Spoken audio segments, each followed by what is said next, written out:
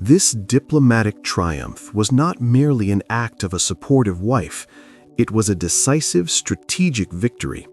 Without her intervention, Donné's legal maneuvering might have ended the war in 1641.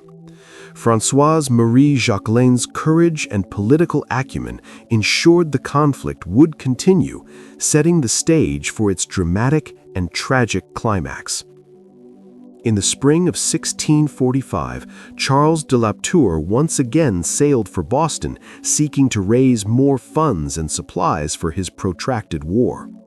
He left the defense of his stronghold, Fort La Tour, and its garrison of roughly 45 soldiers in the capable hands of his wife, Françoise-Marie. Donné, ever watchful, learned of his rival's absence. Seeing a chance to strike a final decisive blow, he gathered a force of 200 men and sailed across the Bay of Fundy. On April 13th, Easter Sunday, his warship appeared before Fort La Tour. Donné demanded surrender.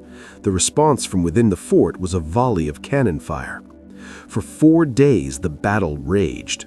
From the fort's ramparts, Madame de La Tour commanded the defense, directing her small garrison with such skill and ferocity that they repelled Donné's initial assaults. The defenders raised the red flag of defiance, signaling their intent to fight to the death. For her extraordinary bravery, she would become known to history as the Lioness of La Tour.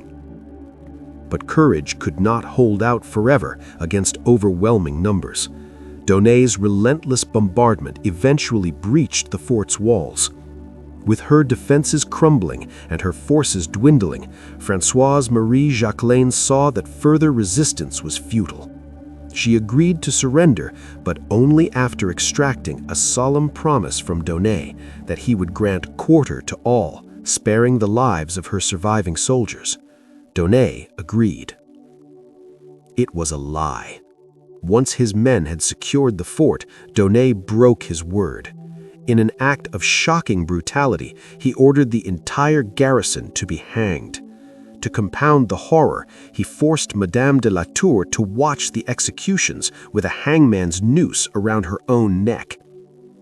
3 weeks later, still a prisoner in her own captured fort, Françoise-Marie Jacquelin died. The cause of her death remains unknown, but the people of Acadia whispered that she died of grief and rage. With his wife dead, his fort in ruins, and his men executed, Charles de La Tour was utterly defeated.